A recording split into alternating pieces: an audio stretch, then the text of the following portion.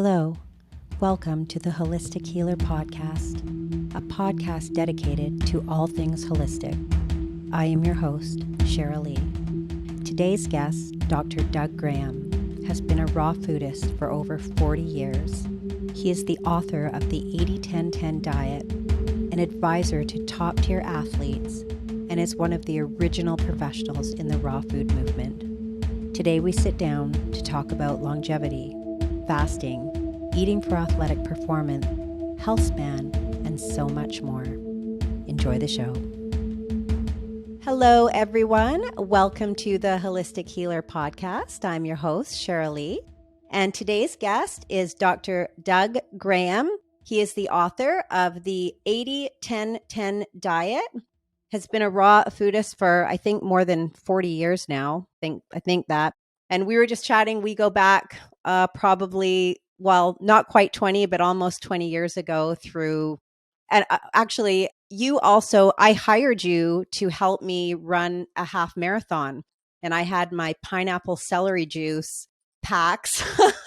And I remember that as well. And then plus at Rostock in San Francisco, and I did your food and sport in Washington. So we have a bit of a history. So it's so great to reunite with you after all of these years. What a treat to see you again.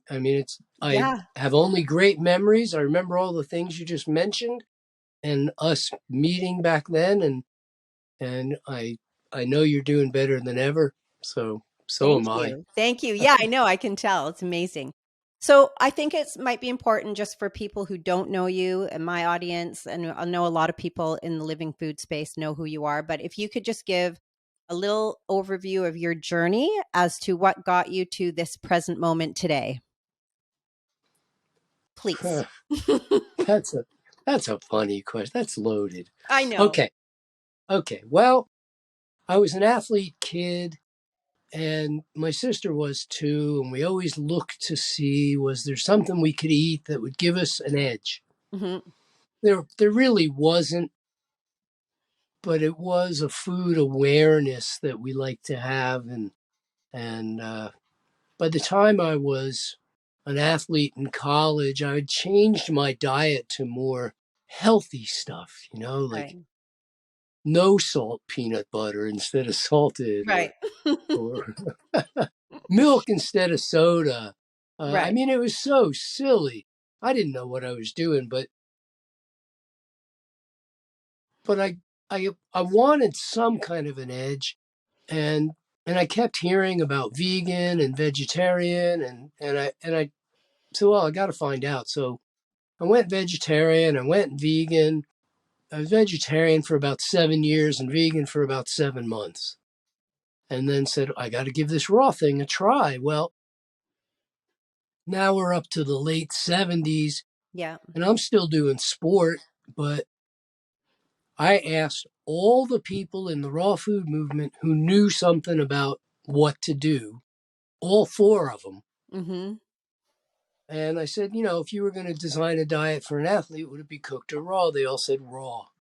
I said, if it was going to be, what would it be? And they go, we don't know. We only know how to help sick people get well. That's what we do. And we have no idea how to work with healthy people or athletic healthy people. You got to figure that out yourself.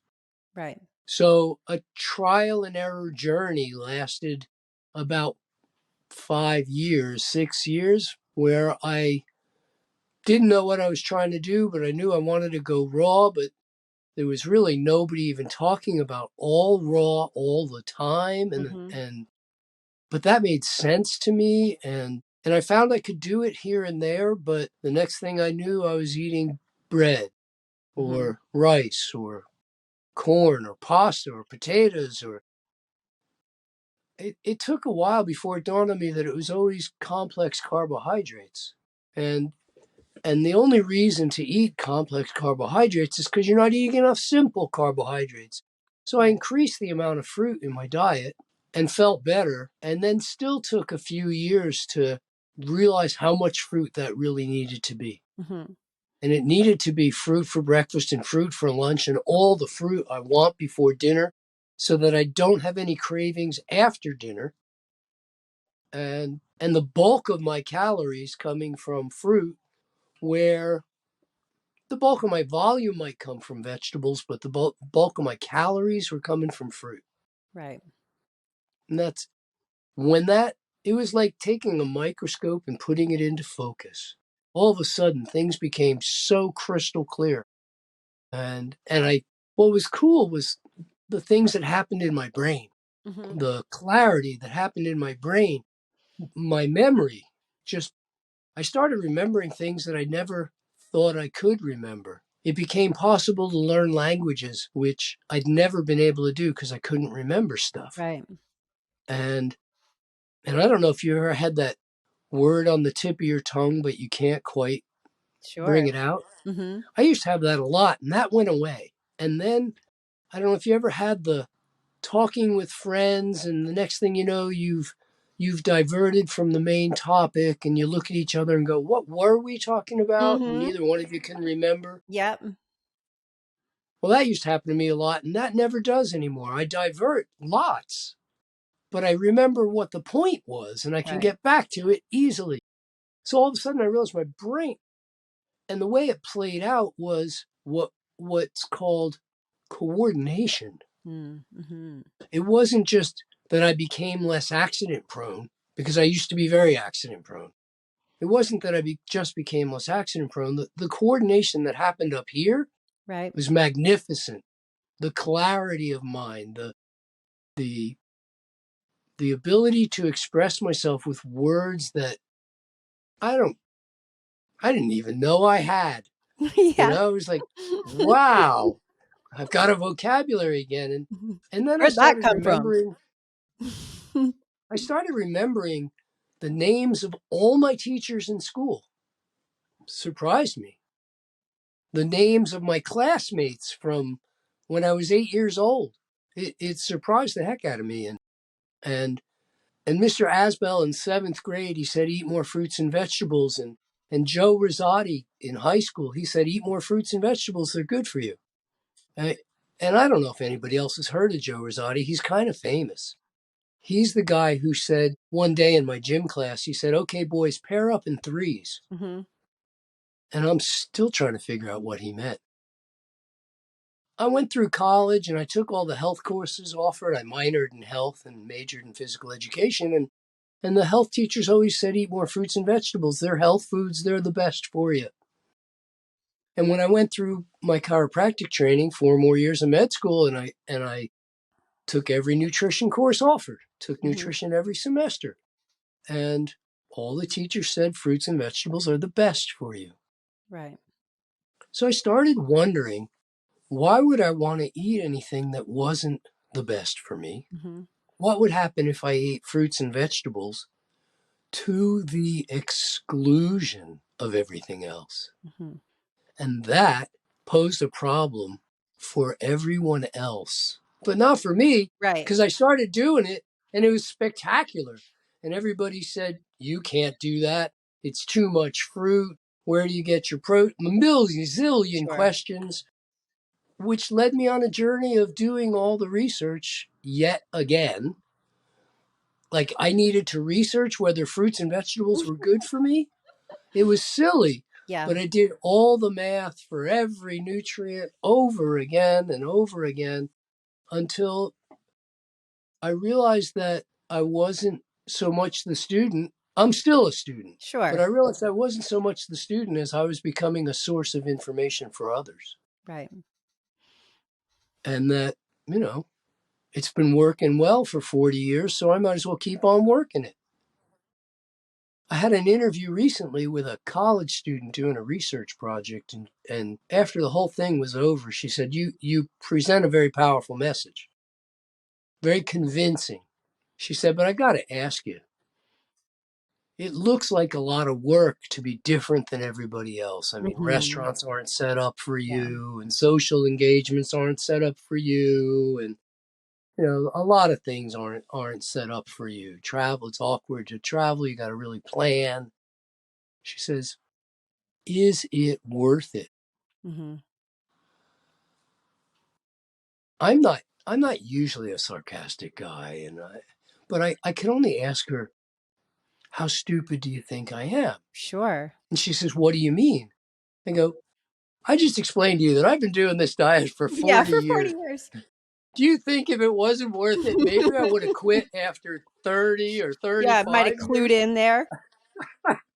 Of course it's worth it. It's Yes. so spectacularly worth it that I haven't looked at another program in 40. I'm open. Look, show me something better. I'll do it because I really love my health. I took up a new sport 12 years ago, powerlifting. I'm So doing it all cool. backwards, right? Like you're supposed to go from strength sports to cardio as you get older, but I did it the other way around. And so I took up powerlifting 12 years ago, and I have a lot of problems that make it difficult to powerlift. Old injuries from before I went raw. Sure. But over time I've gotten better. And this year I've qualified for national championships. So in Wow. 2 Amazing. months, I'm going to national championships, and I'm expecting to be on the podium. So it's kind of exciting to be 70 years old and still as vibrant as ever. Yeah. It's just great fun, So I'm not going to give that up. Of course it's worth You're a it. king. You just keep making like feats along the way. That's so amazing. I did a powerlifting meet. It was a deadlift only, but I did it 3 years ago, I guess. Good And for you. yeah, and it was so amazing just to see that, to get up there with, my son who's 21 now, he's a power lifter and he's, but to Good. be in that age category and to feel strong, it just feels so good. Absolutely. I agree completely. Yeah, totally. And that's so obviously the book, it's the 80-10-10 diet. But I talked to Dr. Tim Trader a couple weeks ago about this because we talked about the principles of natural hygiene and how it's not just a diet. I mean, you Not just at all. spoke about, exercise, resistance training, sunshine, clean air, all of these tenets that make up hygiene. But as far as the diet portion goes, can you just do like a little overview of the 80-10-10 and what that is? Sure. Just to make it clear. Okay. Various scientists from various fields have done research on what makes the body work well and come up with recommendations of what are called macronutrient consumption. Protein, fat, and carbohydrates are the three macronutrients. Some people say alcohol is the fourth one, but actually alcohol is just a version of carbohydrates. So there's just three. And the interesting thing is they've come up with low and high, they kind of Goldilocks, like not too much, not too little, not too hot, not too cold. Right. They said, here's the ideal range for protein consumption. They go, the ideal range for protein consumption for a human being is somewhere between 3% of our calories and 10. When you go up past 10, you start to create problems with the kidneys, with the blood. It works as a stimulant rather than a growth factor. You overload kidneys. You can set yourself up for problems. Right. So it turns out the worldwide average is somewhere between 9 and 10 anyway. So this wasn't mind blowing. Okay. Then they studied the same thing for fat, all the different kinds of oils and fats, solid and liquid, from the simplest to the most complicated, whatever it was, and came up with recommendations. And the numbers were, you must have fat. Right. Or things break down in our body. There's lots of structures depend on fat. But if you have if you have less than 3% of your calories from fat, you could run into problems over time. Not immediately, but over time, you will probably run into problems. But if you have more than 10% of your calories from fat, predictable health decline happens. So much so that an article appeared in the Journal of the American Medical Association in 1959. I mean, we're not talking news here. Yeah. That if if the dietary fat goes much beyond 10% of calories, you will run into what are misnamed as sugar metabolic disorders. Your insulin has a harder time finding glucose, and you get a greater propensity towards diabetes. Right. Since then, the heart disease people found the same thing. The cancer people found the same thing. The sports performance people found the same thing. It's just like, and so they ended up with a recommendation of 3 to 10%. Well, by the time you're eating 3 to 10% protein, 3 to 10% fat, your carbohydrate intake must, by default, be above 80% of calories. Right. So 80-10-10 is above 80, below 10, below 10.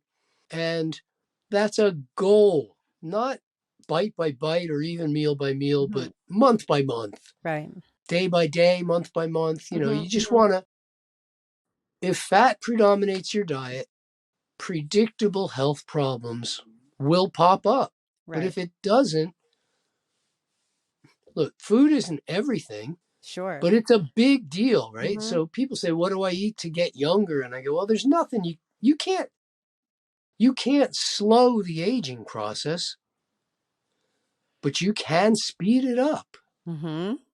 Right? Yeah, sure. Yeah. Okay. So, we're designed to age. That's supposed to happen, but I'm not in a rush. So 80-10-10 was just that. Most of my calories come from carbohydrates. Then I had to choose, do I eat cooked food or do I eat raw food? And we know, when I was in school, I learned about the problems inherent in cooked food. Mm-hmm. My physiology teachers, Mrs. Pettit, I remember her teaching that when you heat proteins, they denature in a different way than they denature when you use digestive enzymes to break them down. Right. In both cases, it's denature, but it's different. In one case, when it's your body doing it, these are enzymes functioning. But when you heat proteins, enzyme-resistant bonds form, making it difficult to impossible for you to digest and utilize those proteins. Right. So it's a different kind of denature. And I remember asking her, well, do you still eat cooked food? And she goes, yeah, everybody does. Mm-hmm. Then I talked to Dr. Howell from the enzyme book, and I said, people are telling me I need enzymes, and he said, everybody needs enzymes. Oh, wow. He goes, unless you eat an all raw diet, Right. then you wouldn't need enzymes. Mm-hmm. He said, but nobody does that. Yeah, no one does that. Yeah. No one does that. And I'm going, wow, every creature on the planet does that except us. I wonder if there's a model there that we're supposed to be following. So I basically did an experiment on myself, and it worked so well, I had to tell others. And then it worked so well, I opened up a health retreat in 86 and ran it until 96 and helped people do 80-10-10 raw food diet. Mm-hmm. And it worked so well for them that I've got hundreds of case histories I could tell you about of people who recovered from incurable conditions. Yeah. Simply by changing their diet. And I still tell you, look, if you're doing everything else wrong, improving your diet will help, but it doesn't make you invincible. We're still human beings. We still have to take good care of yourself. You still have to get enough sleep, where you're going to break down over time. And you have to keep telling yourself nice thoughts and positive words. And all the things that go into making health are still important. Sure. But we're really way off base on food. So I'm going to bring up I was going to ask you this a little bit later on, but right now in the performance, we're talking about, athletic performance, whether you're in your 20s, 30s, 40s, 50s, doesn't matter. It seems now more than ever, there's even more of an emphasis on protein, because now we're talking about things like sarcopenia as we age, and that we need the protein to be able to create protein muscle synthesis, and that we need the protein as we age because we because we don't want to become sarcopenic, because if we do, we're opening ourselves up to frailty, our bone density goes down, all of these things. So and on the other side of that, in the protein, like clearly the guidelines of being, say, 10 to 30% of what the US guidelines, I think that's what you said they are, somewhere in and around there as the guidelines. Did you say Yeah. 10 to 30, or you're talking about percentage? 3 to 10. 3 to 10. 3 to 10. But the guys in the gym who are slamming protein shakes back by the, Mhm. 5, 10 at 30 grams per. Yeah. I mean, how do you see this in terms of long-term health for the young people who are doing this, but then the older population who are focused on, for example, something like sarcopenia and taking an excess amount of protein and lowering the carbohydrates because of that? Okay, well, it's a big topic, isn't it? Yeah, it is. But it starts from a false premise. Mm-hmm. We need to understand a little bit more about how bodies work Mm-hmm. and what our real goals are for aging. Mm-hmm. Okay. Over the next couple decades, I have no desire to get bigger, but I have every intention of getting stronger if I can, certainly holding on to my strength. It turns out that Right. this question comes up all the time as if everybody was a bodybuilder. But Mm-hmm. bodybuilding is one sport out of thousands. In the other, let's say, 999 sports, being Right. bigger is a deficit. Okay, if you're a Mm-hmm. bodybuilder, getting bigger is an asset. But if you're a high jumper, getting bigger means you can't Right. jump as high because you just got heavier. If you're a runner, it means you're slower. If you're a cyclist, you block more wind. You know, Sure. you just bigger is a deficit in every sport Mm-hmm. except bodybuilding. So A, I'm not trying to Right. get Yeah. bigger, but I am trying to get stronger. And the training for getting bigger is different than the training for getting stronger. Right. Completely different training techniques. So I train athletes to get stronger. I train people with osteoporosis to get stronger. I train models and Right. people who depend on their looks to become stronger so that they can perform better. But only bodybuilders would I train to Mm-hmm. get bigger.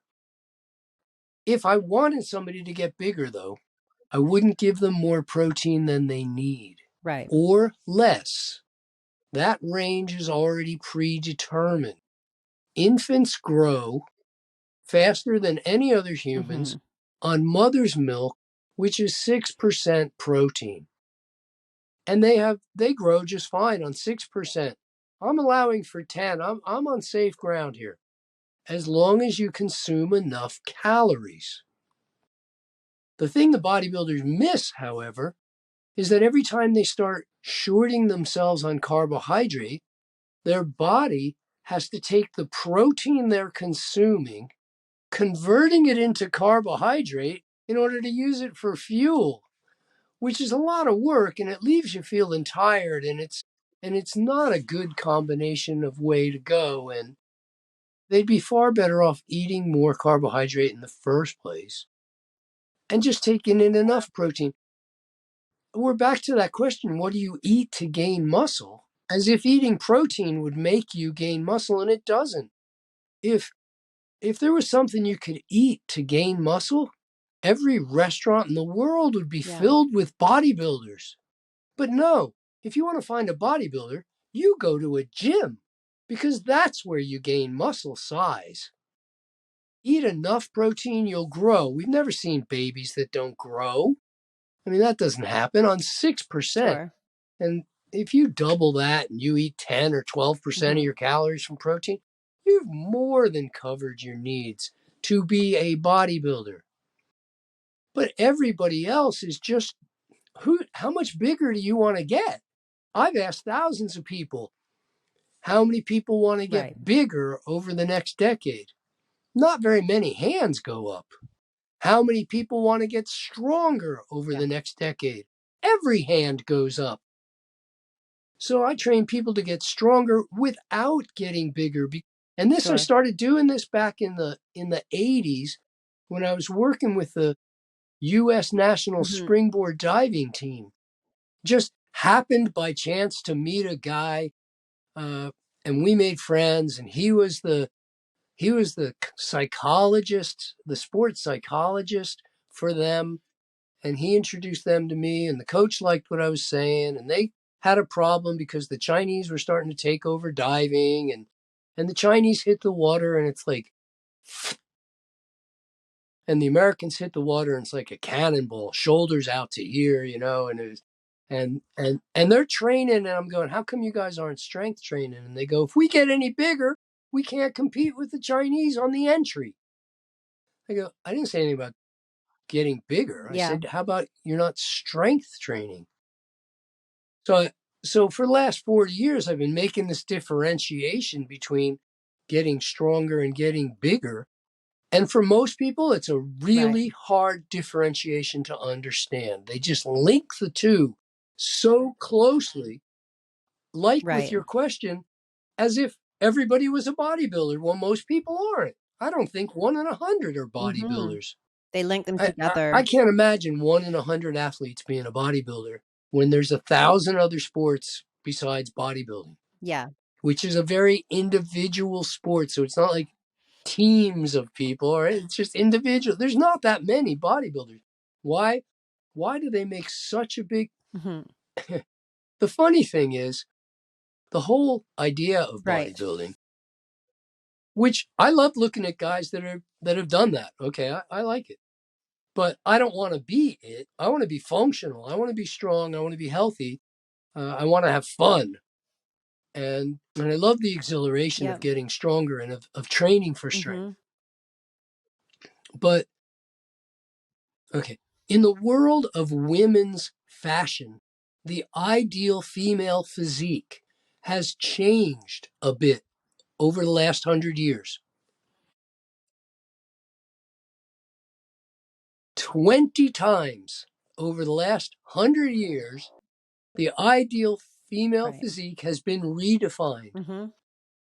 If you came to me and said, Doug, I want to change my physique over the next 5 years so that I can look like the ideal whatever, 5 years from now, it would be different.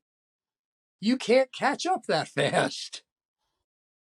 Twiggy came and went, in the 70s or whatever it was. And Jane Fonda's Buns of Steel came and went. And all sorts of things came and went. And the blonde bombshell of Marilyn Monroe and the girls back then. So it just keeps changing. For men, it doesn't change quite so quickly, but it's changed 10 times in the last 100 years. So if you're trying to change your physique just to keep up with the ideal, just define what you want.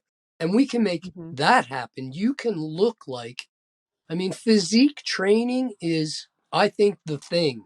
Let me train you to look the way you want, to give the image, to move the way you like to move, to have the capabilities that you'd like to have, and the health and energy to go with it. So, but I don't think we can turn the whole world on its head and say, everybody's trying to gain muscle. How much protein should we eat? That's not true. Everybody isn't trying to gain muscle.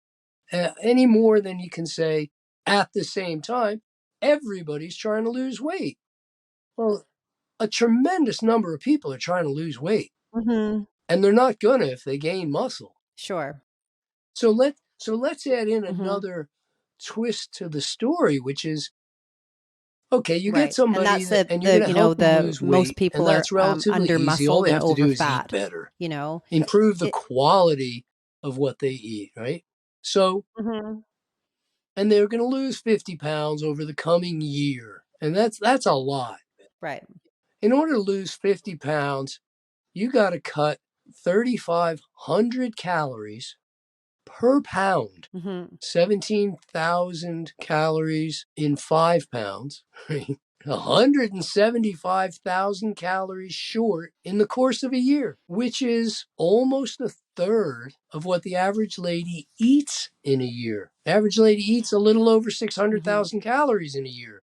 So if she shorts herself by almost 200,000 calories, a third, which means she's eating a third less calcium, a third less protein, a third less vitamin A, a third less of every nutrient. And yet nobody worries about where do you get your whatever while you're dieting to lose weight. Nobody worries about like, oh, they're going to go into some terrible deficiency disease if they lose weight. No, we say, no, you're going to gain health if you lose weight. You're not going to, That's true. nothing bad's going to happen. So this whole concept of where do you get your this, that, or the next is dramatically overplayed simply to sell product.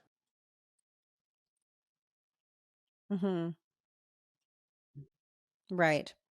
And well, and I feel like even back 18 years ago, I mean, it's always been a topic. Where do you get your protein? I mean, that's been around for, seems like for as long as I've been alive, anyways. But now I feel like it's connected to the whole topic of longevity, which is kind of, that's a lot of discussion around longevity. And like you had alluded to, I mean, we're not going to live forever, but we want to live, that's kind of this health span versus lifespan. You know, we want to be able to live in such a way that we're not suffering from the diseases that typically take us down, and that we're able to go to powerlifting meets when we're 70 years old and be able to have a fun life and play with our kids or grandkids or whatever it may be. But in the longevity space, I mean, there's so much information now, not only about protein being kind of, you know, it seems like protein is the macronutrient you need, and the carbohydrates and fat. I feel like the ketogenic diet now is kind of going out of style finally. But then, of course, we have the additional things like NMN, let's take resveratrol, let's, you know, let's get on metformin, let's take these substances that are going to extend life. And so in the world, in the living food space, it doesn't seem to be like there's a lot of talk around implementing these strategies to help us live longer. Like where are you standing on that? Like it's kind of intertwined into the whole protein subject and in relationship to longevity specifically. Okay. You ask complicated questions. Thank you. That's good. Yeah, it's good. It's fun. It's nice to have something to talk about. Yeah, right. Did you ever see kids at a birthday party running around out of control, like 60 miles an hour, nobody at the wheel, and you go, what happened? And everybody looks at each other and goes, sugar. Okay. Well, sugar certainly is part of the answer. Yeah. Because when blood sugar goes that high, yeah, that fast, right, these kids are supercharged. Okay. Because otherwise, there would be one big problem in the bloodstream of those kids. And so the body responds basically in emergency fashion. Says, there's an emergency. Let those kids go run off some of that sugar. Fine. The sugar functions as a stimulant when the amount of sugar in the bloodstream goes that high, that fast. We got to realize how little sugar there is in a bloodstream. A bloodstream holding 5 quarts. You guys work in quarts. A bloodstream holding 5 quarts of blood, a body with 5 quarts of blood, has about 5 teaspoons, I believe, of sugar. That's not a lot of sugar. It's about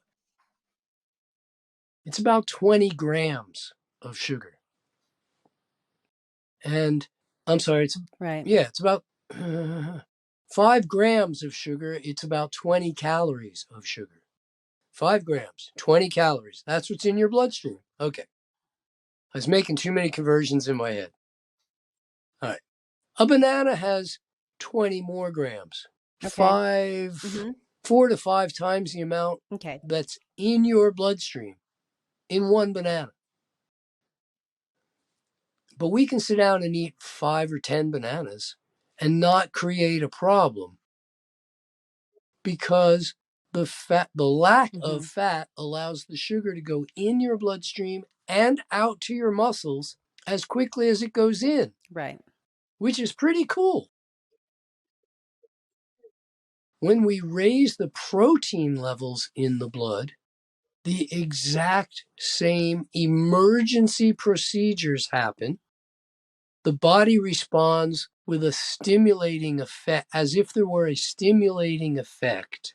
Right? It creates an emergency, and we see people apparently energized by this high protein level. So I'm sitting talking to a relatively well-known surgeon who's recently retired, and we're talking nutrition because he had problems with his bone health.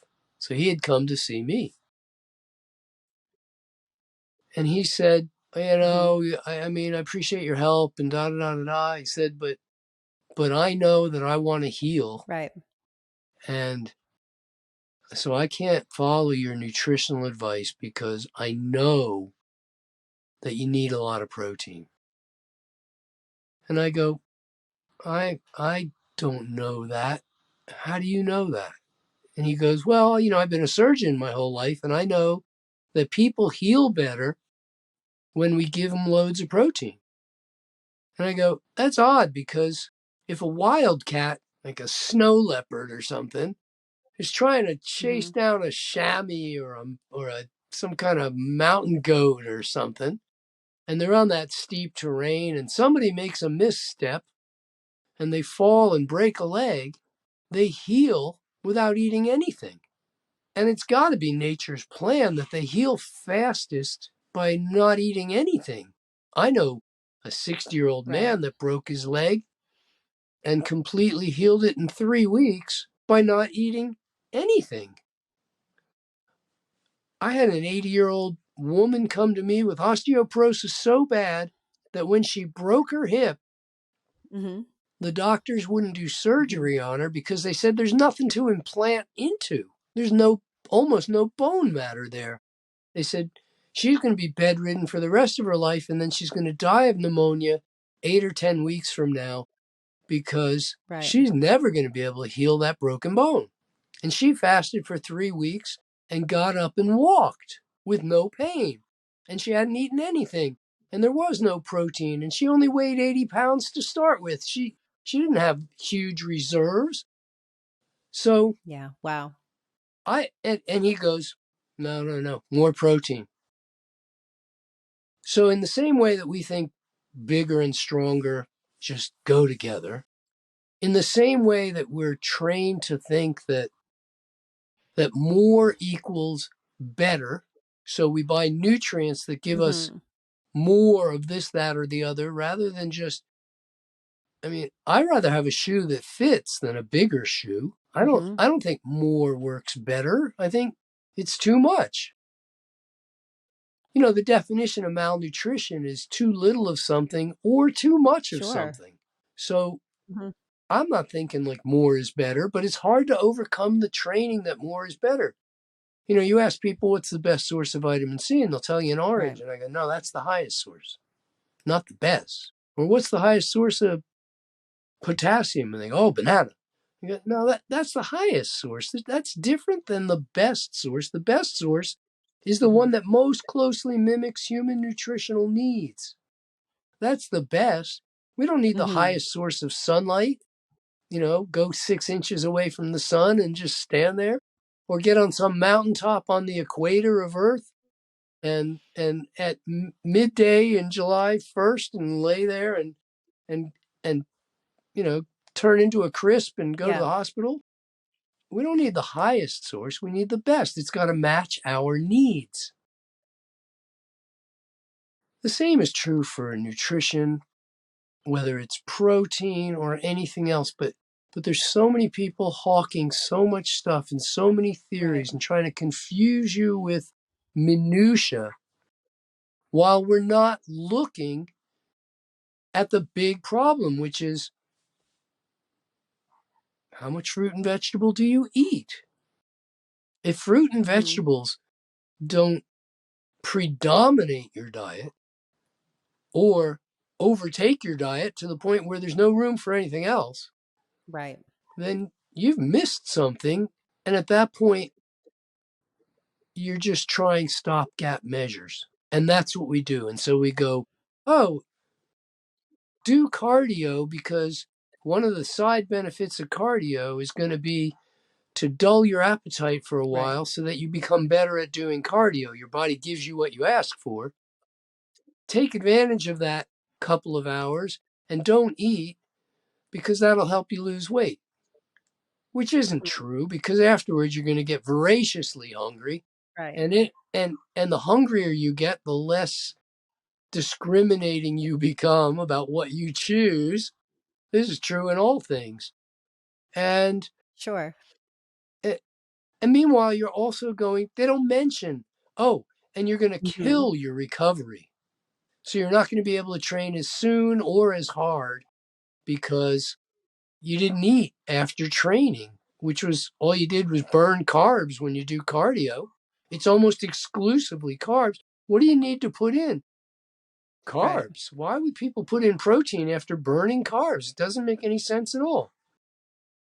So there's a lot of, in my world, does not compute.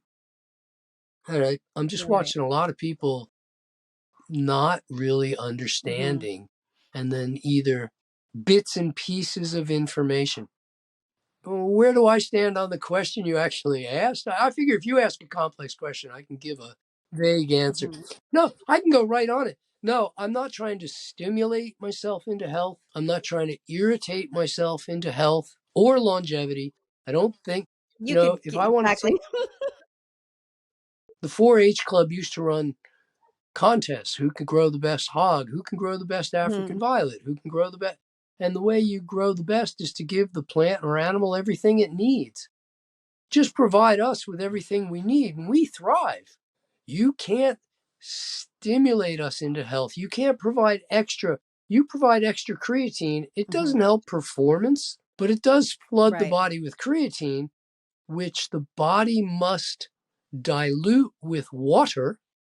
And so your muscles look bigger because they take on intracellular water, but it doesn't help performance in any way, shape, or form. Who wants to have water? I don't want watery muscles. I don't want balsa. I don't want water. I want oak. I want muscles that perform. So you ask about shelf life versus health life, and then we talk about longevity versus healthy life. And for me, I'm not going to tell you I know how to make you live to 180. I don't know. Get back to me in 90 years, or 110 years. But I know that so far, since changing my diet to a raw food diet more than 40 years ago, things have gone exceptionally well, convincingly well, to a degree that I'm not going back. I'm not going back. Fruits and vegetables are definitely my favorite foods. We all have sweet tooth. This should be a guiding light telling us that we're looking for sweets. And the sweets of choice are fruit. They're the healthiest foods for us. To me, this is very, very clear and very, very simple.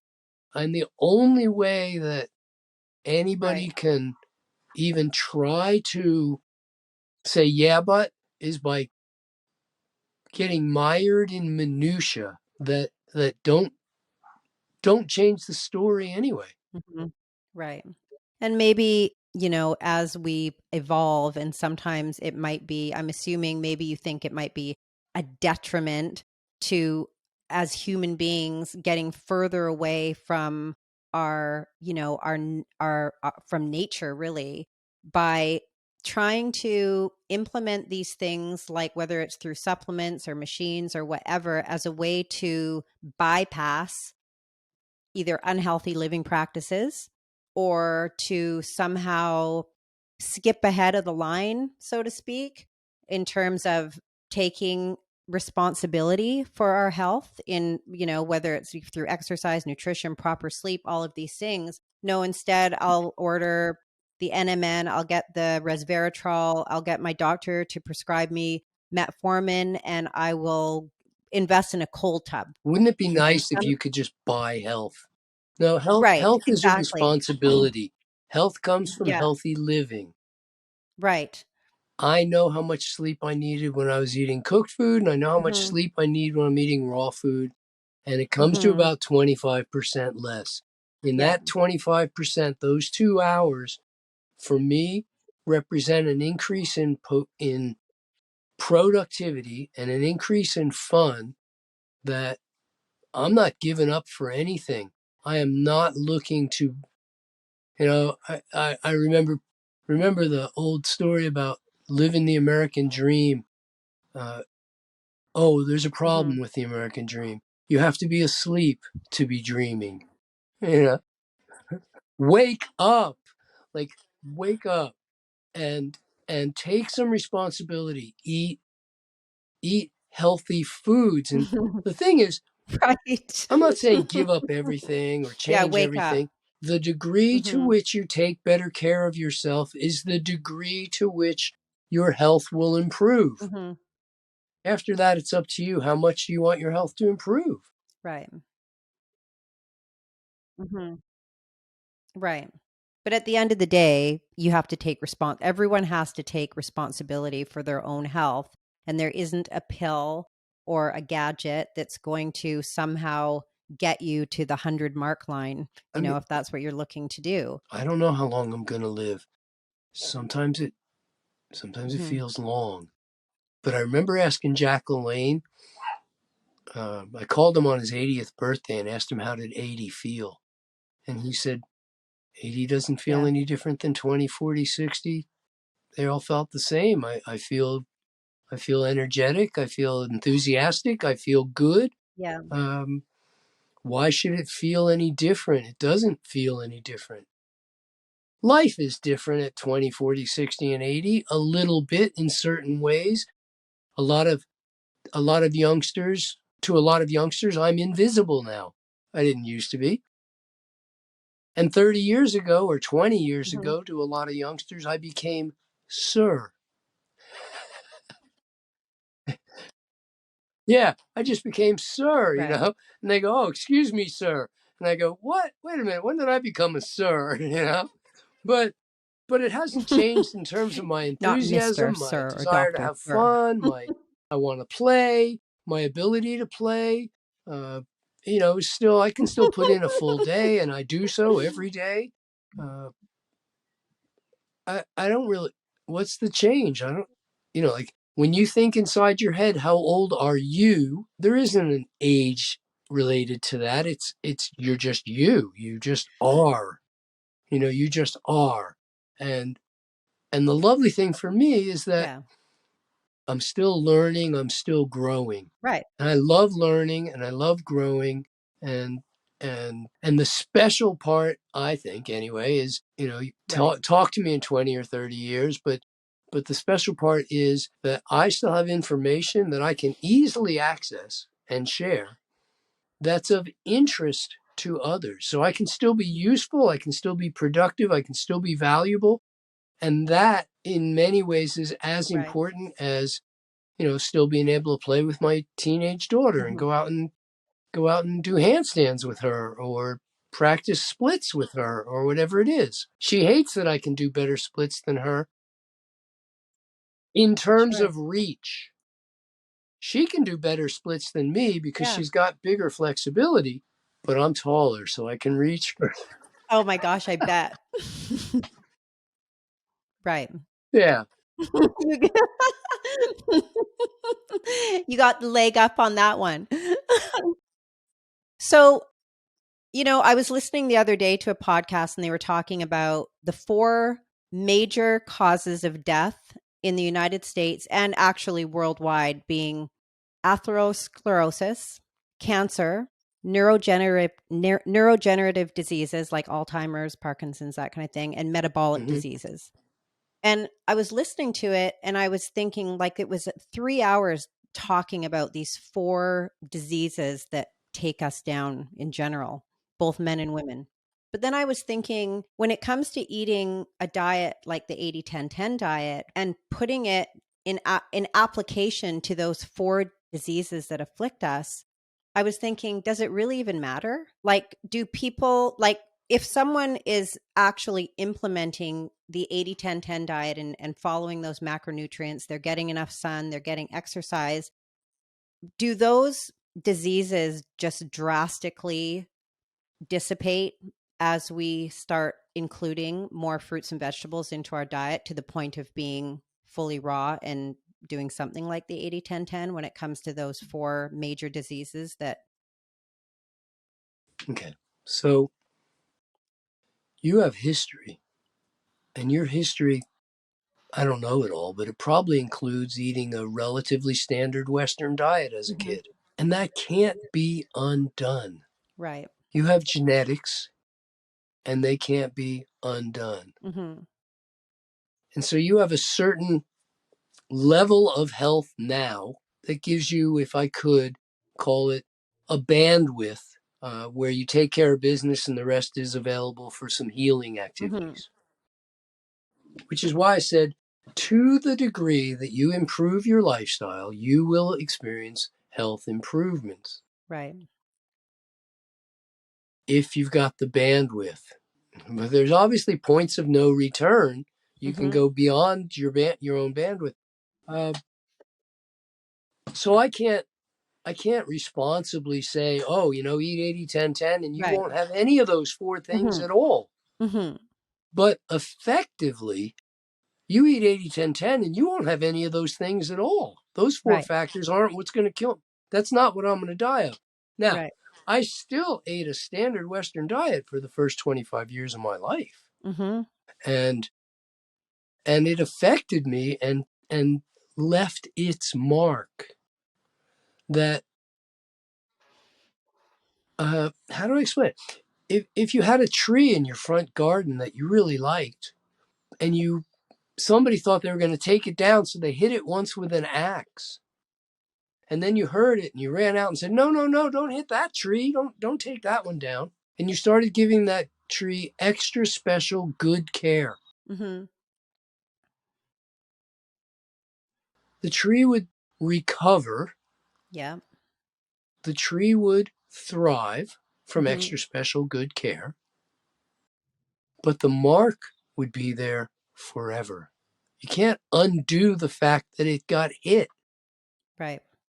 That is going to stay. Got you. So I can't say, oh, I won't get this, I won't Mhm. get that, I'm impermeable, I'm invincible. I'm not Superman. I just Yeah. feel like Superman at the Yeah. moment, you know, but I still take care of myself like I'm mortal man. I know I must go to bed at night. Yes. I know I must. I don't need much sleep, but I must sleep.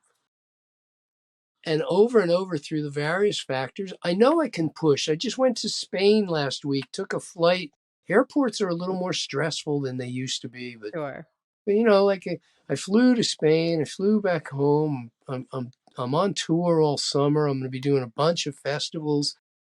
I get out and I push myself. It's easier to stay home, Sure. but you don't get to meet people like you do when you go out to festivals. So I go to events and I have a really, a blast. But heart disease, 3% of the US population are Seventh day Adventists Mhm. who, by religion, not just Seventh day Adventists, I think there's some Amish among them as well, but by religion, they are not meat eaters. I know the Amish is a slightly different thing, but there Right. are groups within them. And 3% of the American population are not meat eaters. And 3% of the American population does not have heart disease. Right. Are they the same 3%? Well, no, not exactly. Mm-hmm. But in the Seventh-day Adventist population, the degree of heart disease is so low that it makes a very convincing argument. Sure. Can't Okay. really deny those statistics. Uh-uh. Not really. We know that when you increase the fat in your diet, that it makes it harder and harder for your body to transport oxygen to the cells. Yeah. Meaning that some cells struggle to get enough oxygen. All the cells of your body hate that, Mm-hmm. except for the cancer cells. They love that. They Right. do well on less oxygen than any other cell in the body. So the one thing I don't want to do is eat more fat and lower my body oxygen Mm-hmm. levels, Mm-hmm. because I'm setting the stage. It's like I'm planting Right. fertile fields of cancer. So I don't want to do that.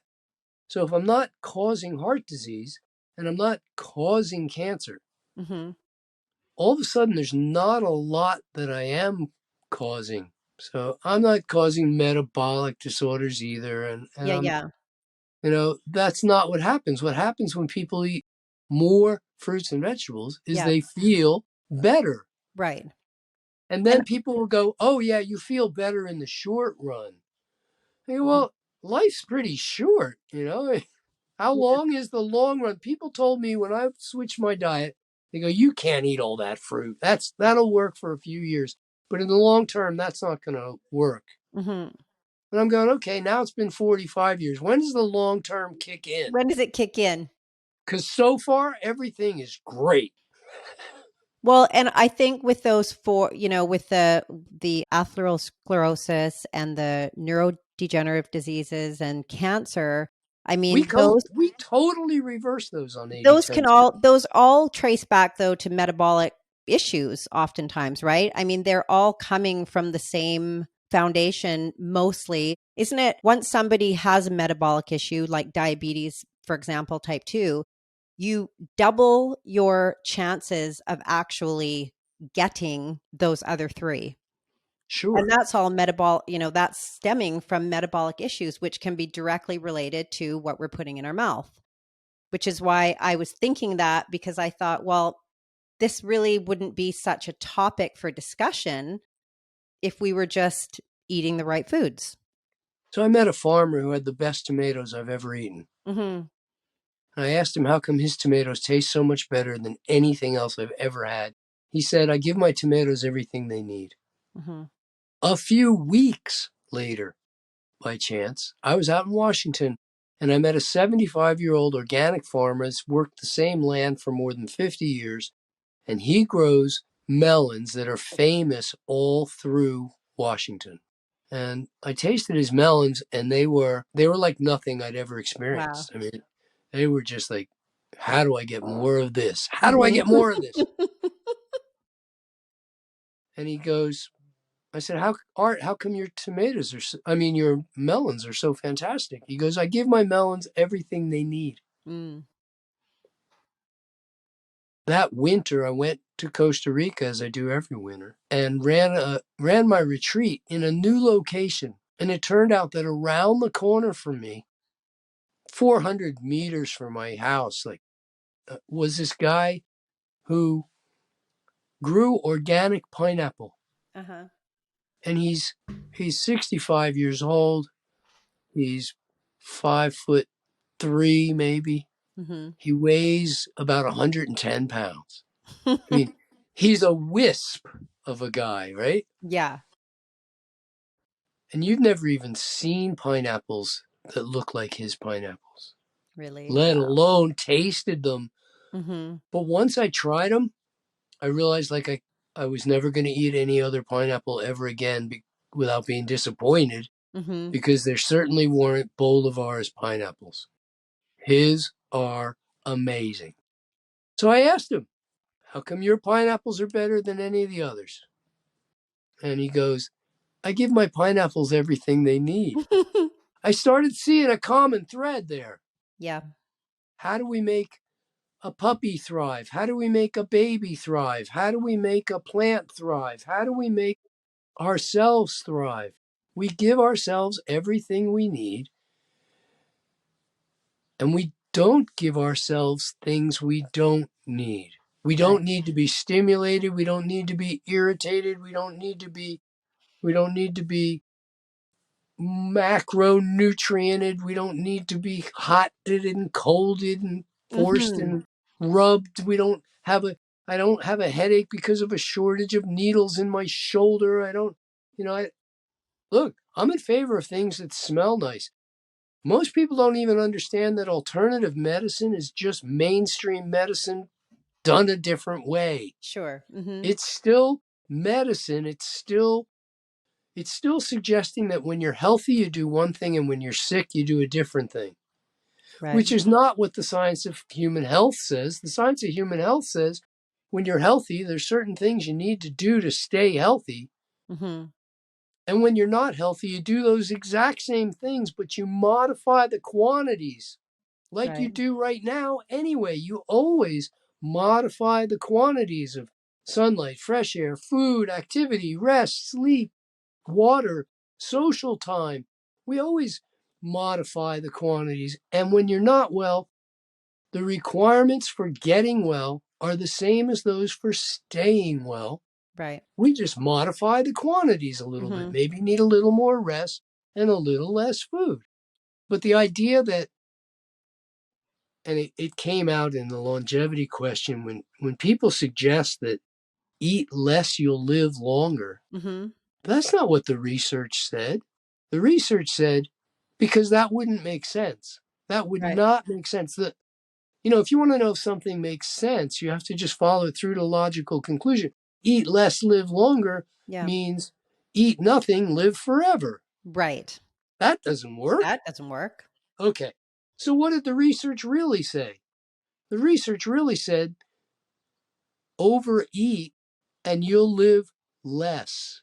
You'll live shorter. There's plenty of old people and there's plenty of fat people, but you almost never ever find an old fat person. Right. And the older they are, the less fat they are. So, show me a 500-pound, 100-year-old. That doesn't exist. No. With 8 billion of us to choose from, and there's not one, 400-pounder that makes it to 100 years old. Right. 400-pounders die in their 30s and 40s, and they don't make it long.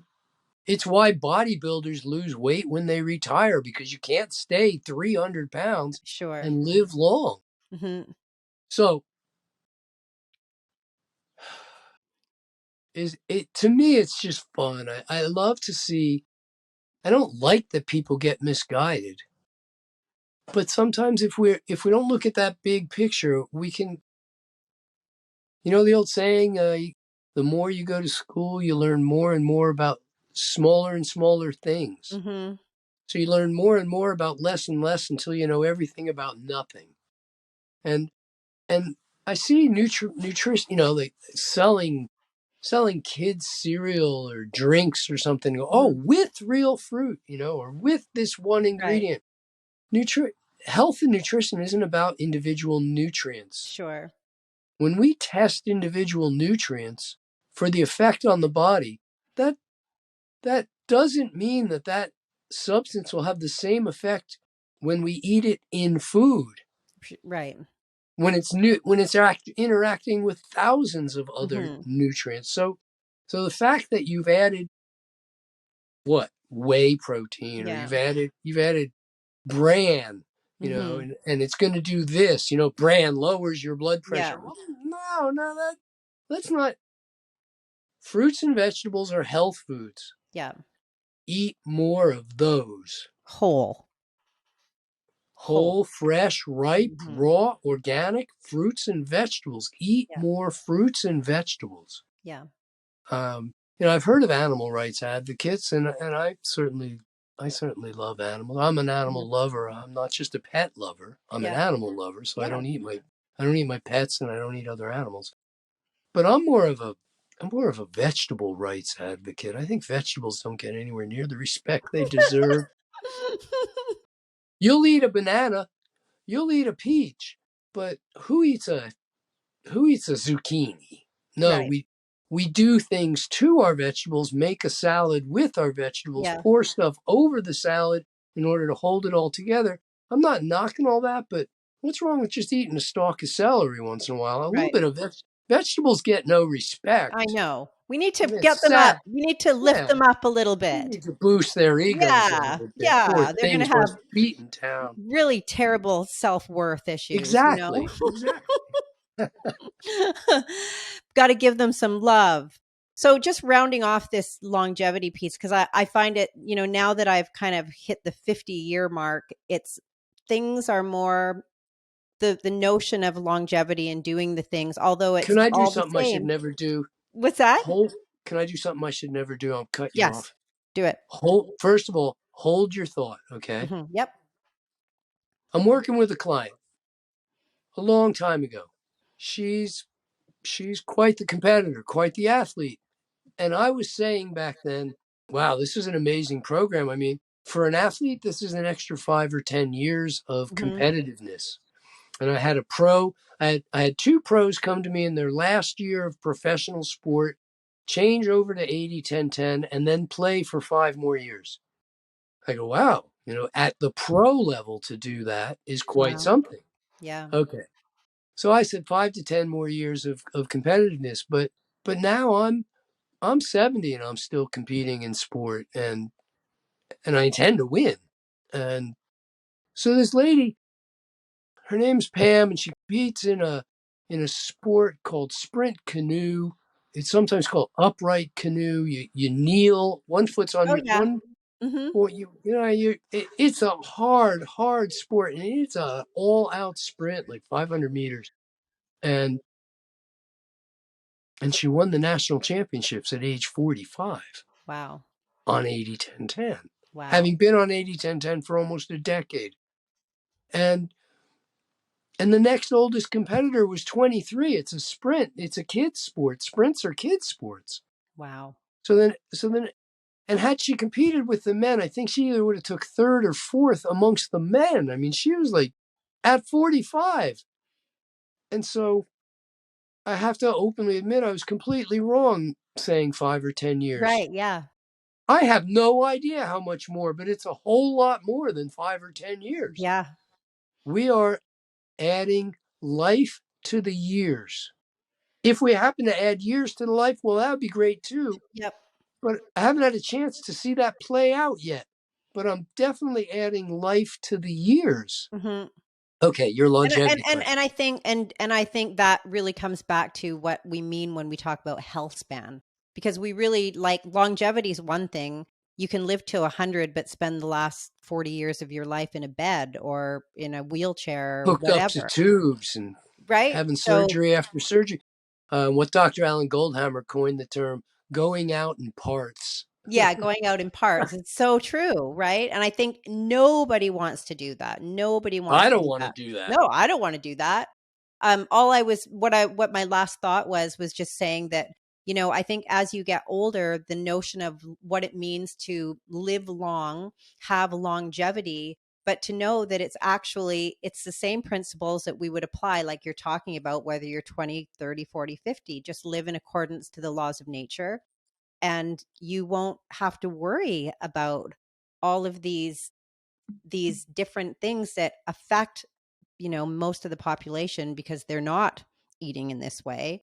It kind of takes that off of the table and you don't really have to worry about it, which is a whole other, that's great. You don't have to stress about laying in a bed or not being able to be active and all these things. So circling in regards to what you were just talking about, because I remember you have spoken a lot about the volume and having to eat enough volume if you're an athlete. But if you're not an athlete and say you're more sedentary, maybe you're not going to eat that volume. But how important is it for not only for performances, if that's what you're looking for, but also for proper nutrition or getting the right nutrients when it comes to eating volume, when it comes to Well, applying 80-10-10?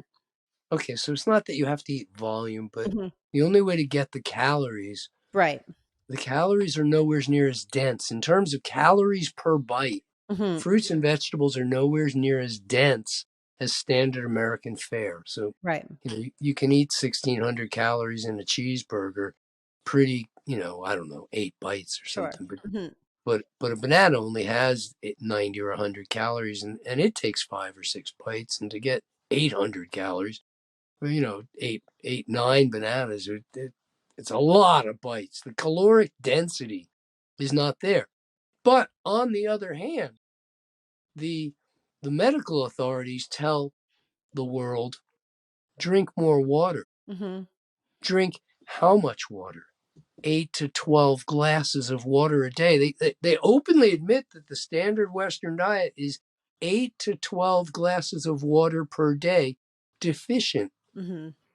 So if we look at what people eat and add 8 to 12 glasses of water, we have a lot more volume. Right. A lot more. Hmm. 8 to 12 glasses of water is a lot of volume. Yeah. If we then add the fiber that's missing from their diet, because you got to have fiber. Hmm. Without fiber, you get constipated. Sure. Meat and all animal products have zero fiber. Right. Refined grain products have the fiber removed from them.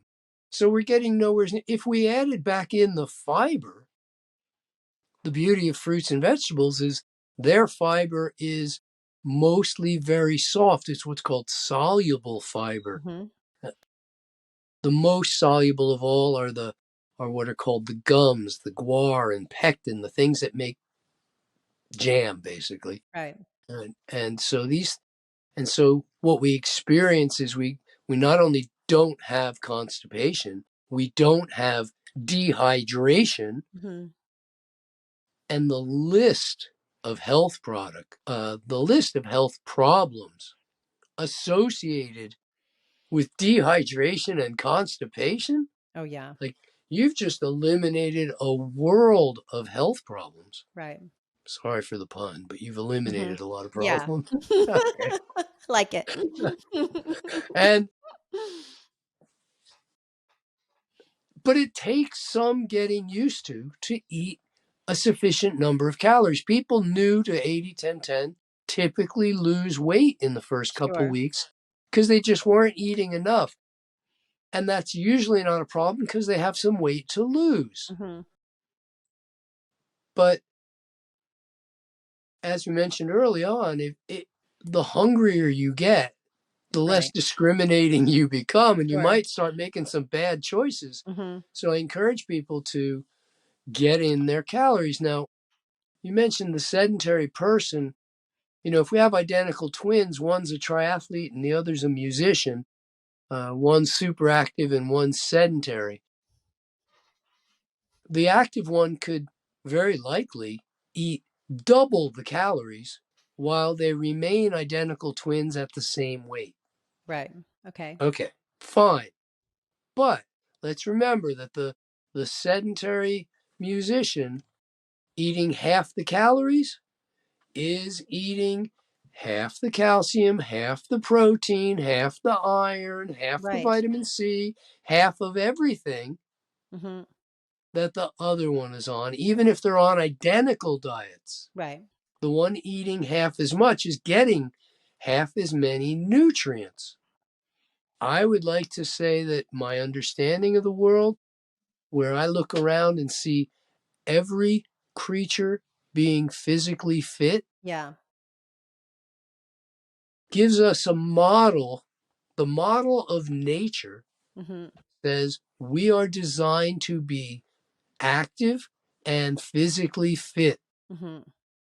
And that if we are not, you might be able to get all your calories that you possibly need Yeah. to hold your weight, eating a mere 800 or 1,000 Yeah. calories a day.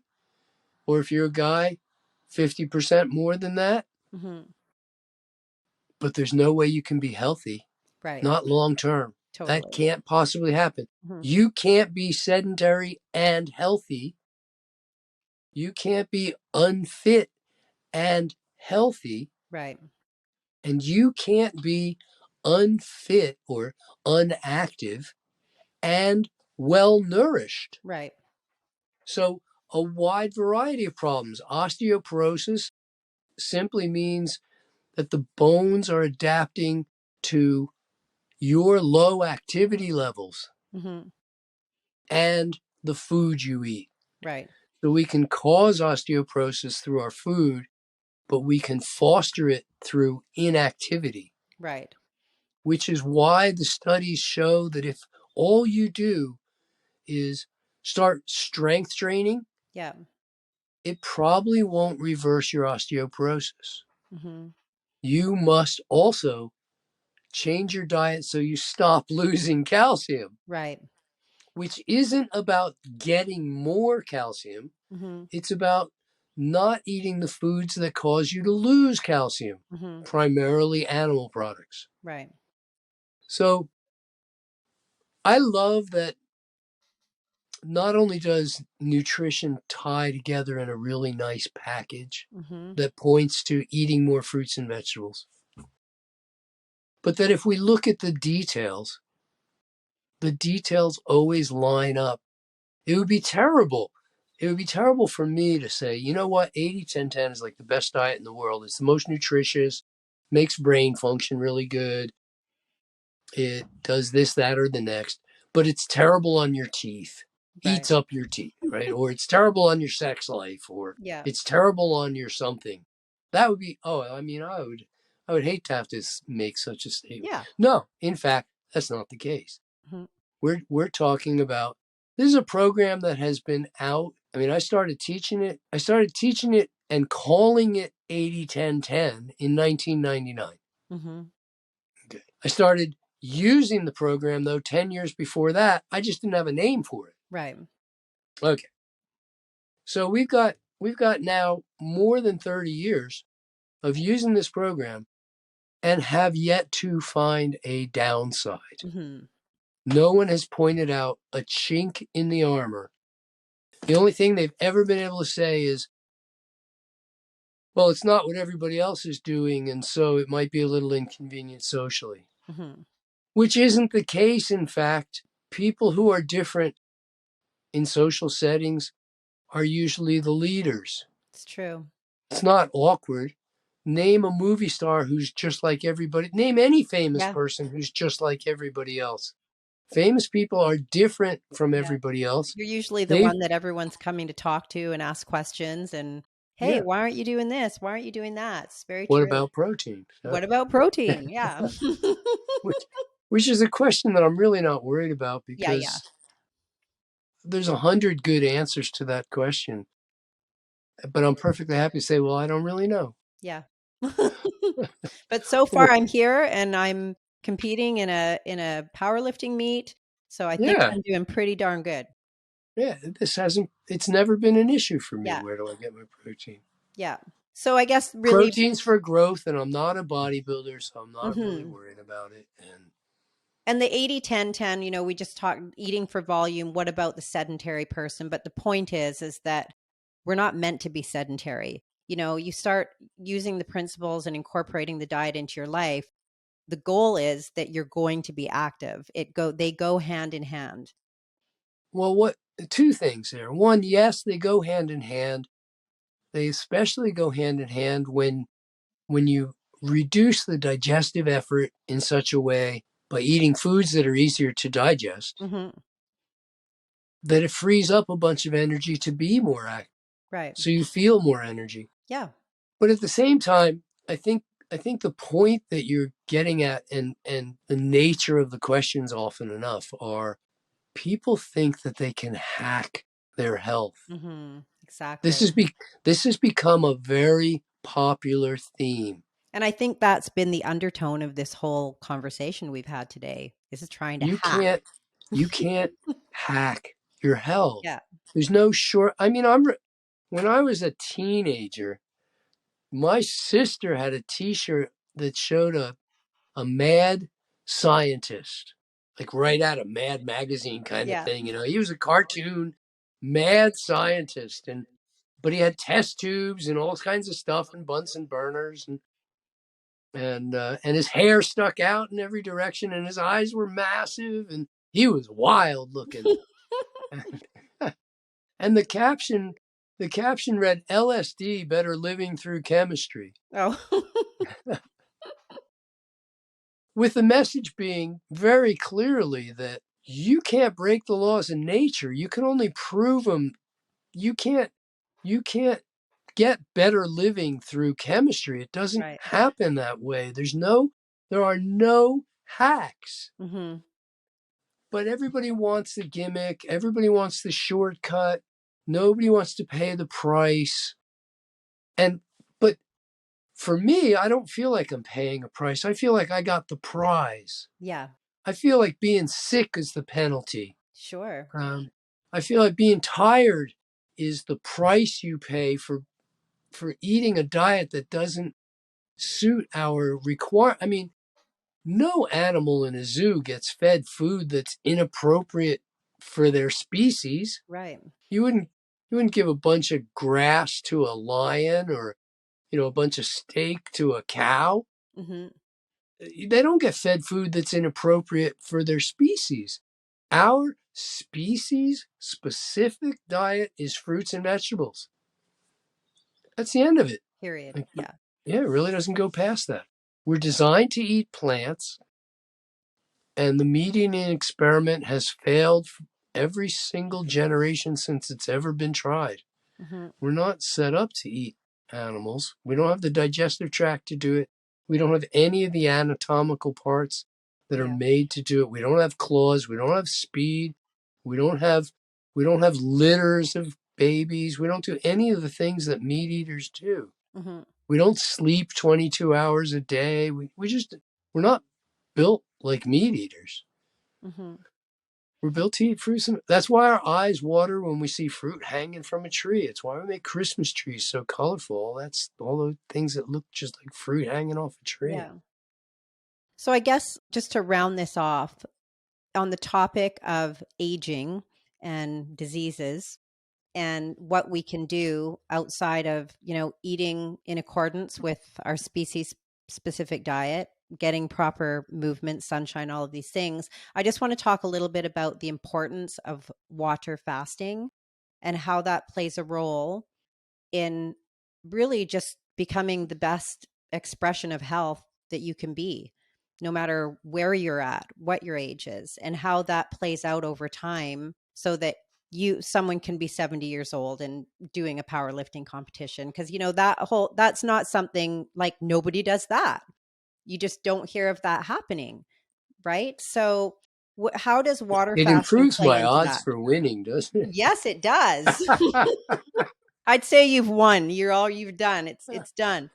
uh, I, well, there's some guys that are super, super strong that through their 20s and 30s and 40s took so many drugs that Yeah. that they're starting from a different base point than I am, but we'll see. We'll see how it goes. I'd like very much to make the podium. In nature, almost every mammal fasts Mm-hmm. in nature, as do lots of other creatures like birds and reptiles and all sorts of other creatures. But practically every mammal fasts. And I mean, whales go almost 9 months. Once they leave the Arctic and go down towards Mexico, they don't eat from the time they leave the Arctic, have their babies, and swim back up all the way to the Arctic. It takes them 9 months to get back, and they Right. don't eat for that whole time. And the big, what do they call them? The elephant bull seals. They lose half their body weight once a year when they fast for 6 months. Right.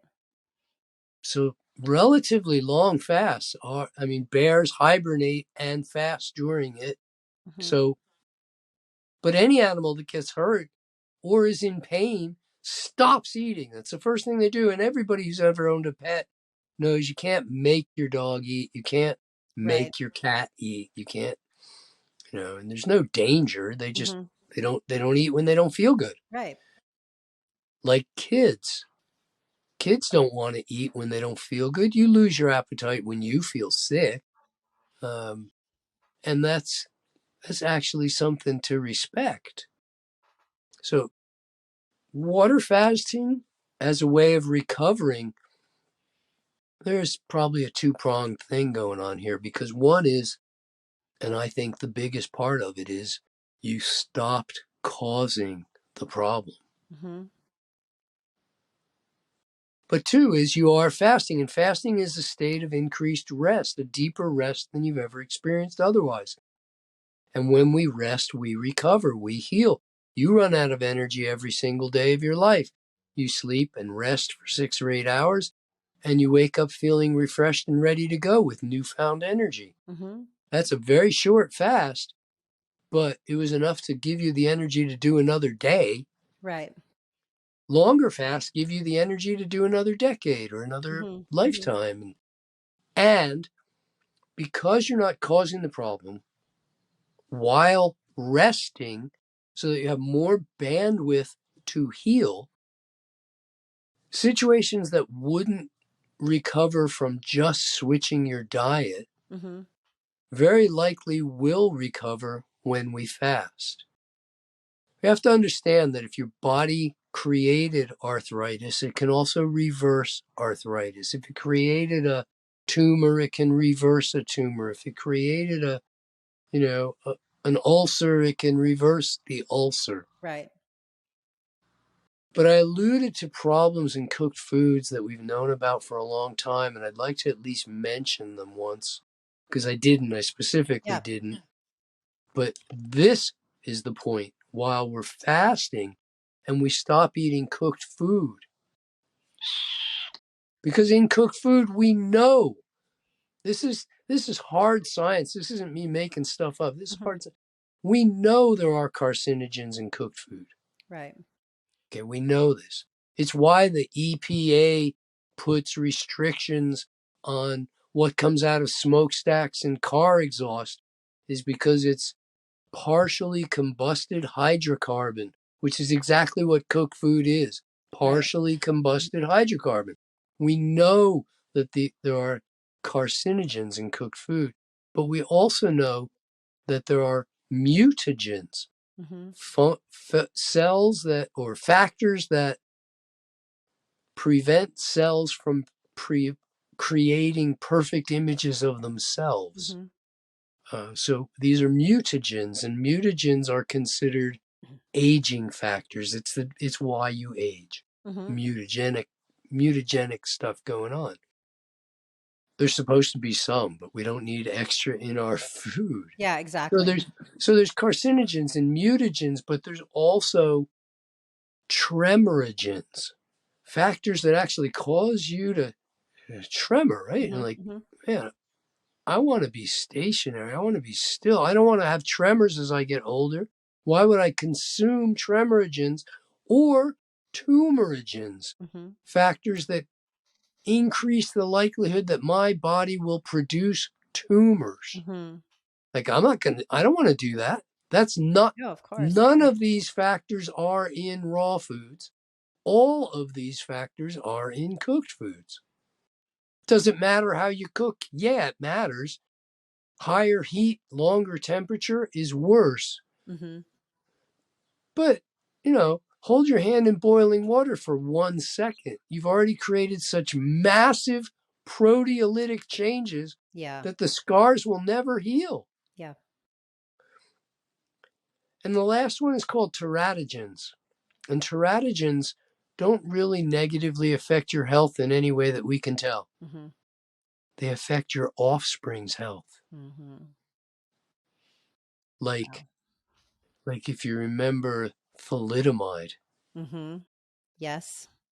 So thalidomide is probably the biggest teratogenic disaster we've ever had, where the pregnant ladies were taking thalidomide to help them with their morning sickness.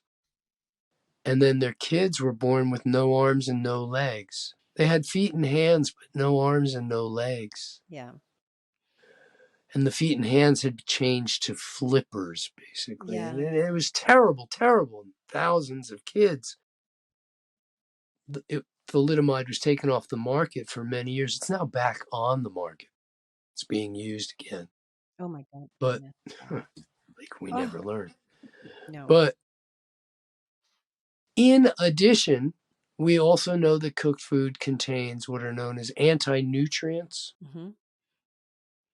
meaning that it causes you to require more of specific nutrients because it negatives their effect. It negates their effect. Right. So, for instance, there are various starchy foods that cause you to need more magnesium Mm-hmm. or things like that. Or all cooked foods cause you to need more vitamin C. Most cooked foods don't have any vitamin C, so it's a double whammy. Right. Yeah. They not only cause you to need more, but they don't provide you with any.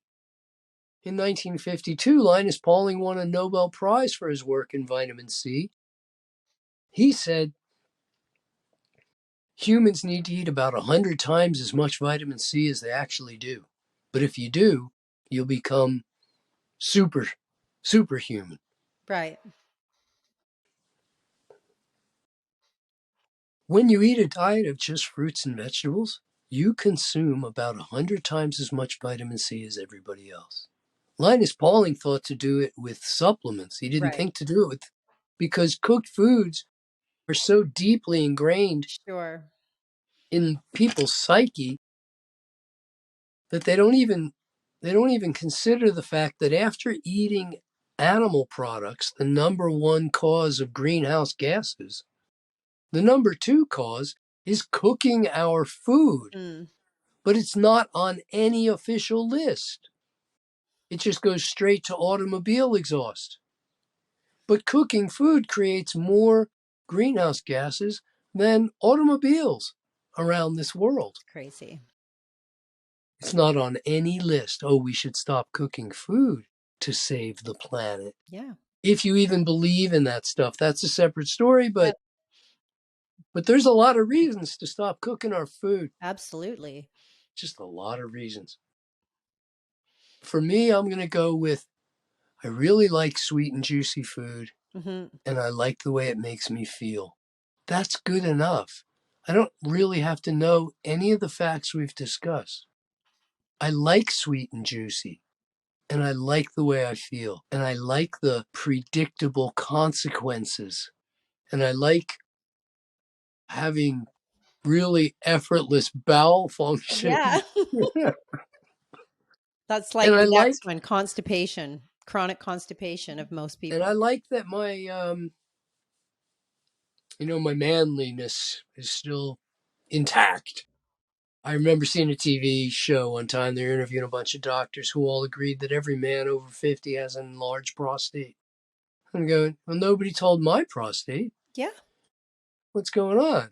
So, okay. I like that everything still You works like you down there. yeah. What the heck? Where do you go with that? It's just, to me, fruits and vegetables are the treat. Yep. I love feeling good. They say that there's no food that tastes better than feeling good feels. That's so true. That is I'm just gonna so I'm gonna true. go with that. I'm gonna go with that. But so, and just to circling back around then to the fasting piece, and the one thing I just wanted to ask you about that was the importance of fasting supervised, because I know many people who have attempted to do extended fasts at home and have run into nothing but problems, whether it's passing I know out. hundreds of people like that. Yeah, hundreds. So, I mean, like I think we talked about at the beginning, maybe 24 to 48. There's a lot of people now who are implementing intermittent fasting and 24-hour fasting. But from a safety standpoint and from really getting the result that you truly want by, going down the road of an extended fast, what are your thoughts on the importance of having it supervised? So two things. First of all, intermittent fasting to me just means that my lunch was satiating enough that I Yeah. can wait that Hmm. I can wait Yeah. until the next Yeah. meal. I stopped snacking when I started eating well. Yeah. I don't need to eat 7 times a day. I just need to eat well. If I eat well, I'm satisfied in between meals. Hmm. But fasting is serious business. Lots of things can go wrong, although usually they don't. But when they do, you better have a professional on hand. Yeah. All I see is unsupervised fast not go well. All I hear is unsupervised fast ending in trouble or disasters that I don't want to see. Properly trained fasting supervisors, medically trained, well experienced, enthusiastic. Mm-hmm. These things are important. And I mean, my goal in fasting supervision is I want to make the fast as long as necessary to do the job, but as short as possible. Right. I don't have a certain number of days in mind, just as long as necessary, as short as possible. But I wouldn't climb Mount Everest without a guide. Mm-hmm. I wouldn't try to teach myself how to blast off in a space shuttle on my own. Like, you don't try to learn to fly a plane or Yeah. how to, oh, I want to make dynamite on my own. I'm going to just figure this out. Right. No, there's things there's reasons that athletes use coaches. Mm-hmm. There's reasons why businessmen use consultants. Mountain climbers use guides. Mm-hmm. And people who want to go off into the great unknown of fasting should have professional supervision. Right. Mm-hmm. Not just somebody who says, yeah, I fasted, so I know how to fast, you too. Mm-hmm. Yeah. Not do it on your own. This is not something to be toyed with on your own. Okay. Can you go a day or two? Sure. You probably often do anytime you feel ill, Yeah. You go to bed and rest. I mean, what gets the biggest jokes in the world is probably hospital food, right? It takes such a ribbing. But sick people get well in hospitals in spite of the hospital food, not because of it, Right. in spite of it. Mm-hmm. And the reason they get well is it can't be because of the drugs, because drugs are poisons. So they didn't poison themselves into health, and they didn't eat themselves into health. What they did do, though, is they rested. Yeah. They let somebody else worry. They rested in bed. Oh, lo and behold, they get well. Well, when you stop eating, it's even more rest. Mm-hmm. And then you go to a comfortable place. Like I run my fasts in warm environments where people can be cozy. And whether I'm in Costa Rica or this year I'm doing one in Serbia. But to do it someplace nice. Serbia in the summer, Costa Rica in the winter. And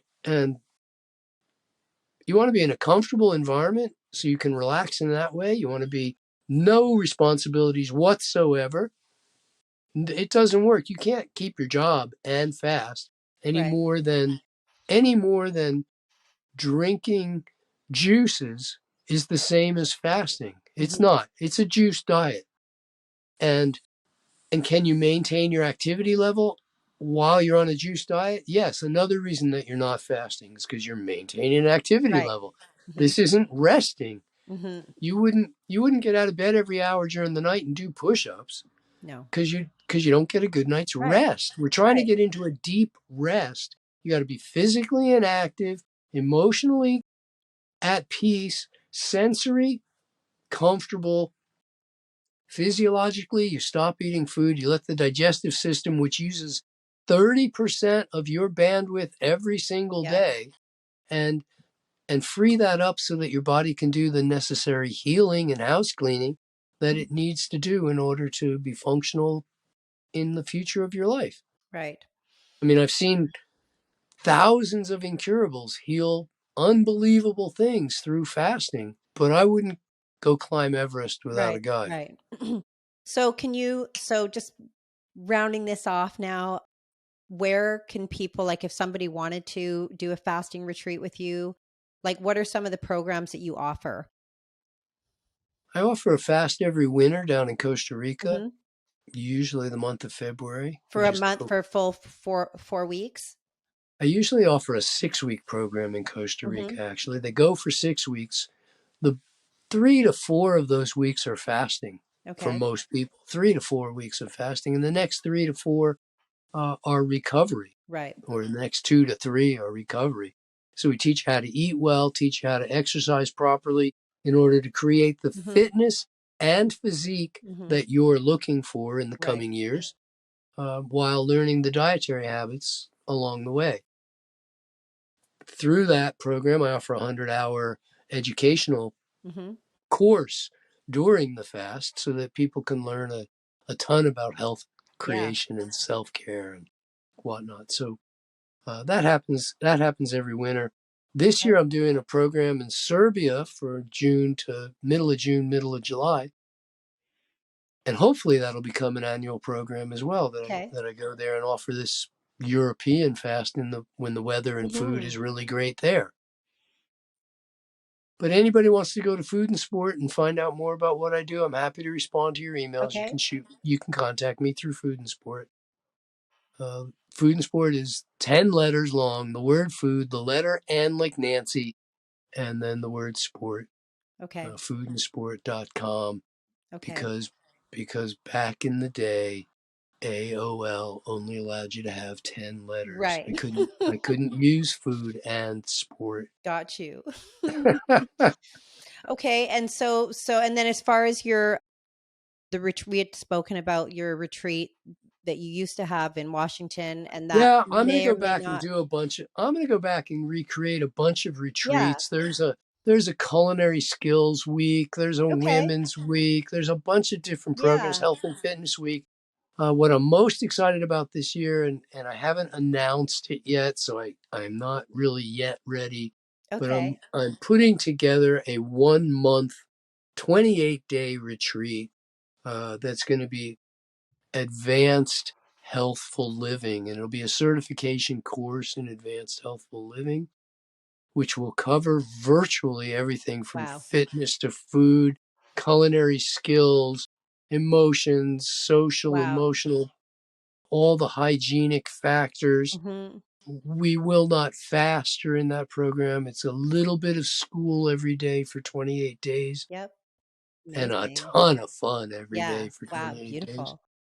With our chef, with our gym, with our everything to probably down in the mountains of Nicaragua. Wow. Probably in the mountains of Nicaragua. I found a really sweet spot there Wow. and very Amazing. lovely people. So that's Okay. probably, but I'm not ready to announce it for another couple of weeks. Okay. Well, stay tuned. Stay tuned, right? Right. Well, Yeah. thank you so much. Just so grateful that you came on and that we were able to reconnect all these years later. And Well, it's great to see you again. yeah, and I'm excited I want to come to one of those retreats. Well, bless your heart. I'll keep you posted. Okay, Doug. Thank you Thanks, so Shirley. much. Thanks so much. It's great to see you You and too. great to see you looking so wonderful. Thank you. You too.